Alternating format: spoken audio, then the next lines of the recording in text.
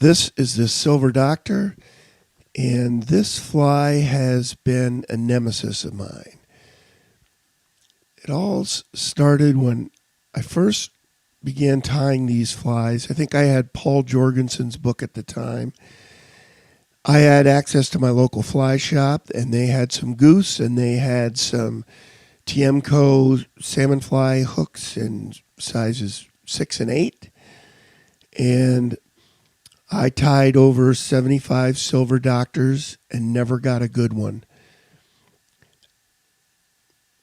I was doing it all wrong and didn't know any better, and got so frustrated I quit tying for 2 years. Didn't tie a fly for 2 years.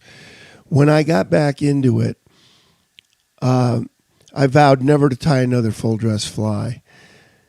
But time went on, and little by little, I got back into it, and I decided to approach it entirely differently than I had the first go round. And I learned to tie fancy wet flies first and became very good at those. And once that happened, things started to fall together. I still have some demons where this fly is concerned, and I intend to exorcise them here today. I'm going with a 4-aught hook instead of a 6, and a 30-strand wing. We're going to go big or go home. I've already done the underbody and tag and so forth. That's fairly straightforward. I'm going to mount a tail. I've measured the gap of this hook, and it was in the neighborhood of 16 millimeters. So this tail from tie-in point to tip, I've measured it a little over 24 millimeters, 1.5 times the gap. And I've successfully mounted this thing and pulled a little bit of the root through the thread wraps, just a little bit. You don't want to overdo that. It'll actually make matters worse. But doing it a little bit will stabilize the tail so it won't move around as you add other stages.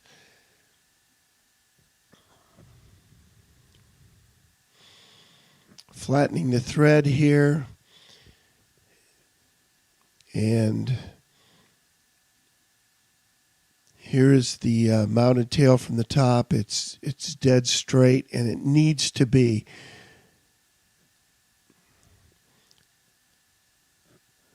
This is, I believe, an actual chatter feather. I've got a couple of these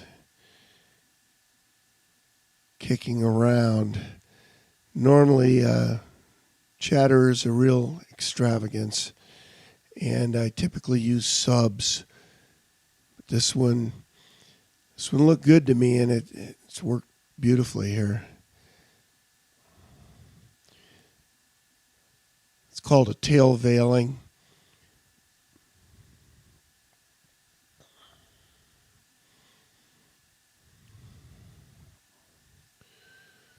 And I think that will work. I prepared the stem by cutting along the sides of the stem rather than stripping it.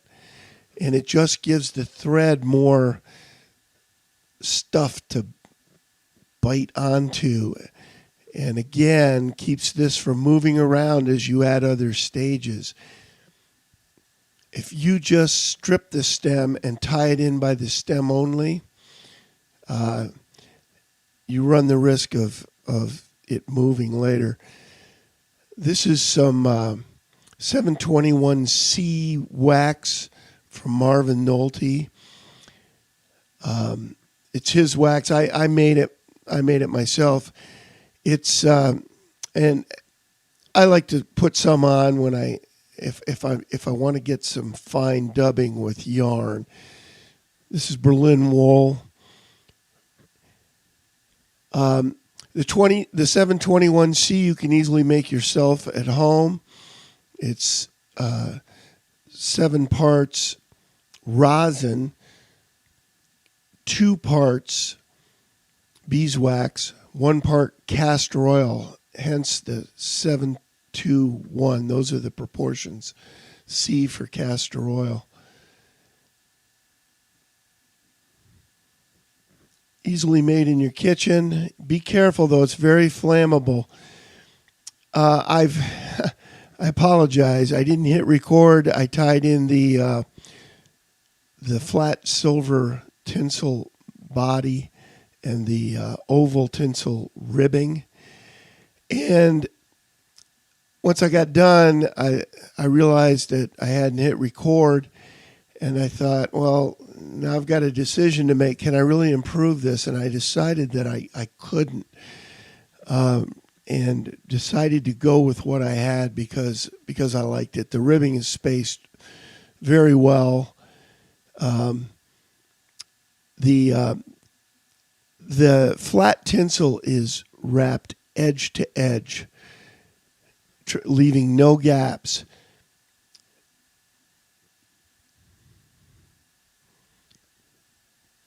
And I was very happy with both of these, so I left well enough alone. Now I'm tying in a light blue hackle.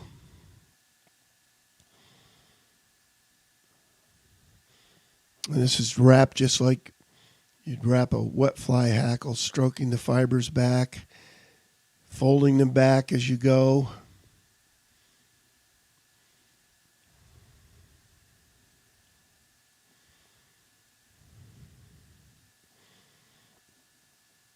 I want to try to get one more turn out of this. Things get unruly as you get down toward the bottom of the hackle.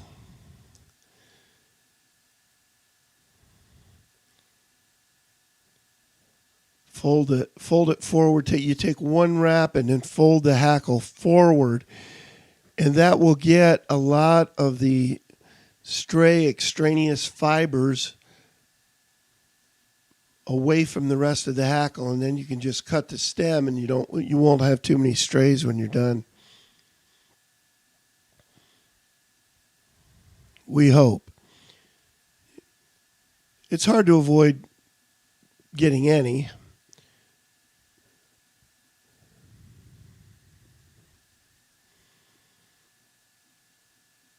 Get in there with tweezers and pluck out any strays.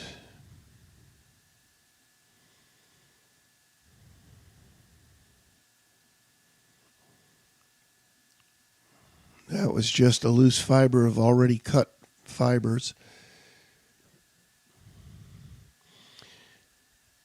Now, I like to stroke everything down because when mounting the underwing, the fibers can get in the way and cause problems with your mounting.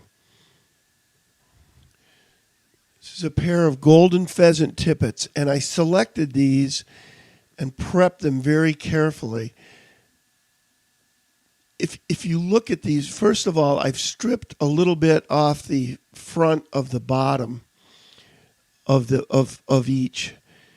I've flattened the stems. I've twisted the stems in such a way that the tops of the feathers will meet rather than split apart. So there's a lot of prep work with the feathers themselves. Strip fibers off the front of the bottom. I want this thing to sit flat, just like this, right on the body. I want it to be as low as I can get it. The reason for that is it has a propensity to get caught up in the wing as you're mounting or as you proceed with the fly and get up in there, and then you have to drag it down. So if you start with it down as far as it can go, it's a good thing. It saves you some headaches later. I stripped some fibers off the top to lower the underwing. And now take a look at this. This I call this, look at the hackle. I really like this. The hackle has what I call the cowcatcher look. It looks like the cowcatcher on a train, and that's what I want. And this is just me personally, and it's very subjective, but it's what I like my hackle to look like. And it's why I like to wind hackle whenever it's reasonable to do. These are sections of Golden Pheasant tail.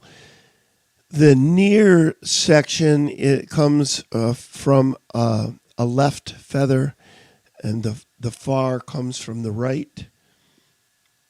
And again, I want to mount this very low. It's part of the underwing. So I'll try to get this as low as possible, and this will really want to pop up.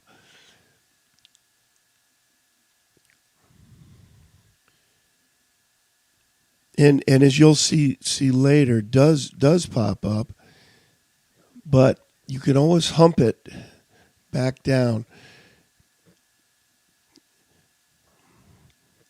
This underwing, the entire underwing has got to be dead on perfect. If it's not, the big wing later will not mount correctly. Here, once again, I forgot to hit record. I've just put on a teal, well, in this case, pintail hackle. I've wound it just like a hackle, a piece of pintail. I sized it ahead of time, and once again, wound it. Here, I've rehumped the Golden Pheasant tail strips by holding the front edge and stroking the back fibers down while it's on the fly. Now we're going to get ready to marry the wing. This is white dyed turkey, which is an extravagance at this point in time. There's not a lot of it around. It's very tough to find. I actually considered raising turkeys with a farmer I knew. It didn't pan out, but that's how desperate we've become. Turkey's wonderful to work with. It's my favorite winging material. Well, I like Swan too, but how much Swan is there? Like none.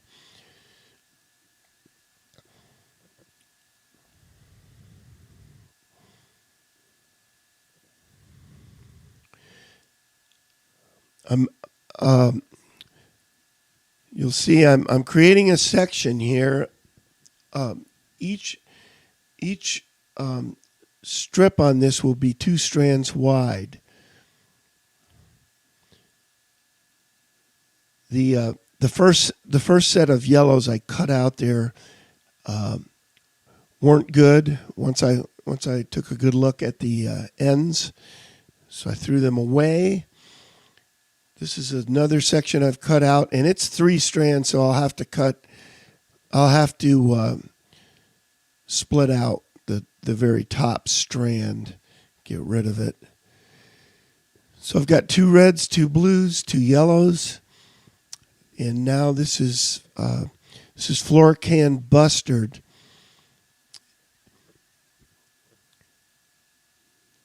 So we'll have a total, in this section, we'll have a total of 8 strands. 2 red, 2 blue, 2 yellow, 2 Florican.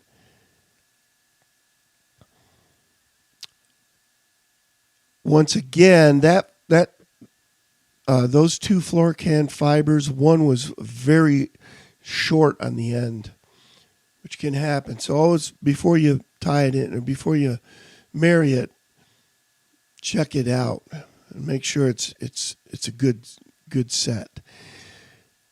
And I'm going to repeat this. These are all lefts, by the way. For the near wing, I'm going to repeat this 3 times. So a total of 24 strands. Then I'm going to, on top of that, I'm going to put 3 strands of Bustard, and on the bottom, I'm going to put looks like maybe 4 strands. I think I wind up with 3. 3 strands of Amherst pheasant, and now I've made a corresponding right wing. I'm holding them both together, straddling the underwing. And you can see why that underwing needs to be perfect.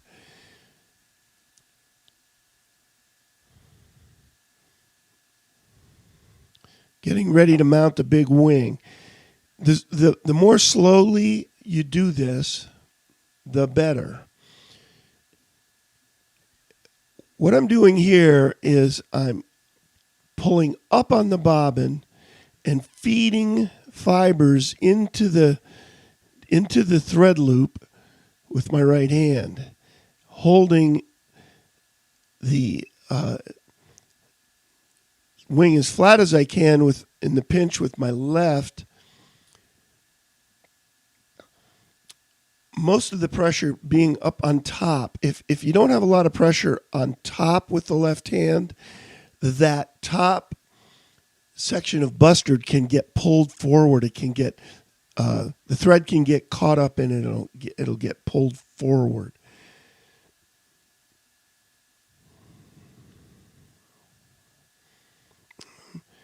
And once I get it where I want it, I put a couple of wraps on there that are really intense wraps. And I have broken the thread doing that, and it's heartbreaking when it happens. So twist the thread up real well. In fact, twist the thread up before even starting mounting the wing. That'll help a great deal with your first loop. It'll fall the right direction, and it'll make the thread good and strong. This is something Marvin Nolte showed me. It's a means of sort of humping the teal wood duck pair that make up the sides of the fly. Because you want these to be low. They will tend to creep up over time. So you want to start with them as low as possible. Jerome Malloy, the great Canadian full-dress salmon fly tyer, he ties them low and just keeps them low, which is a great approach. You can see I've done the same thing with this set for the far side. You use, again, lefts for the near side and rights for the far side to make up these sides. This wood duck teal married pair seems to be a Pryce-Tannatt thing. And this is his version of this fly. He does it on a lot of his, what he calls mixed wings, or mixed wing or married wing flies.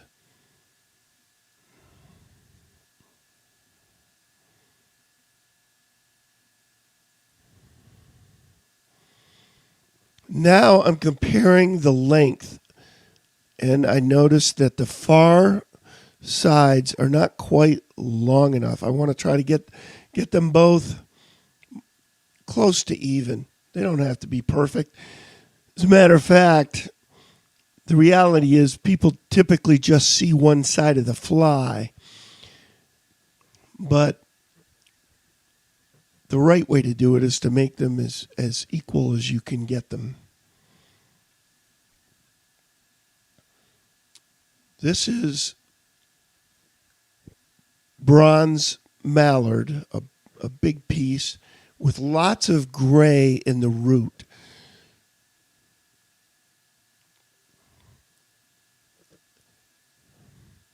The gray in the root's important, especially if you use the method of making a mallard roof where you fold the feather. In this case, we're not going to do that, but it's still important. This is actually going to be a right. We're looking at the back. You see how the stem is split there on the back.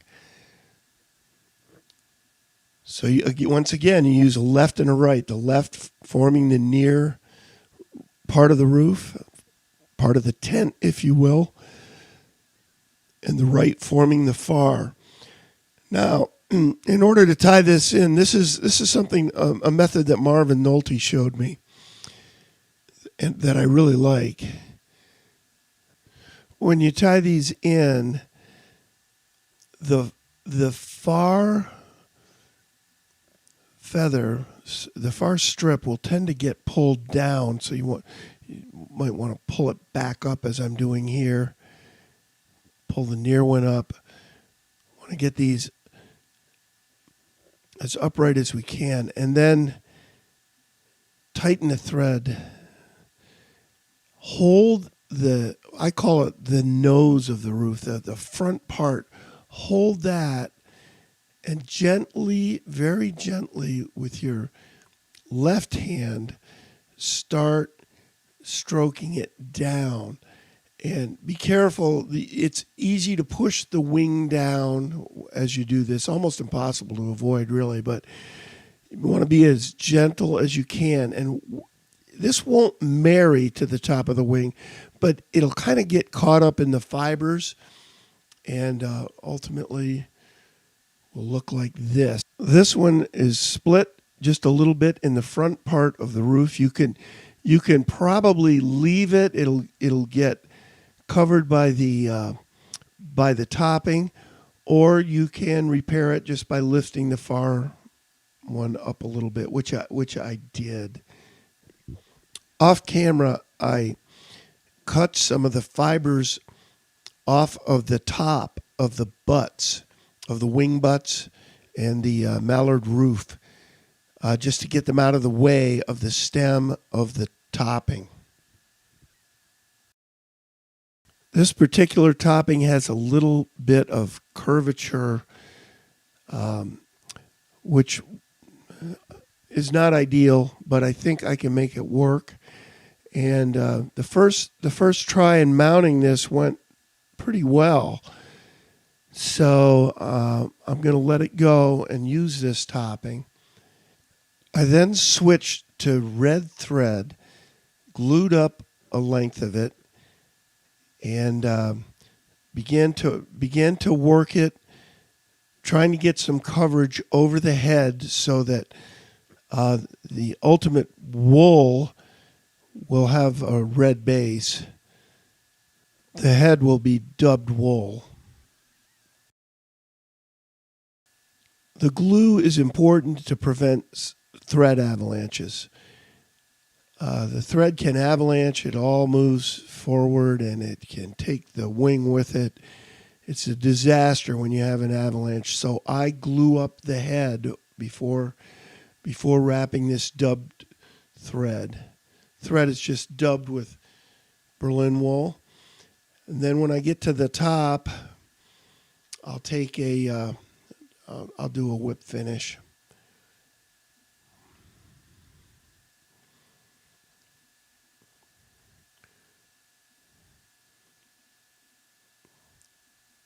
And the glue is very legit to use here. Pryce-Tannatt talks about using it when wrapping up a head.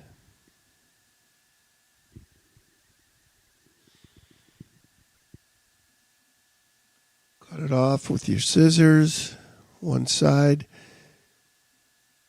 And we'll tidy up a little bit and show you the fly here.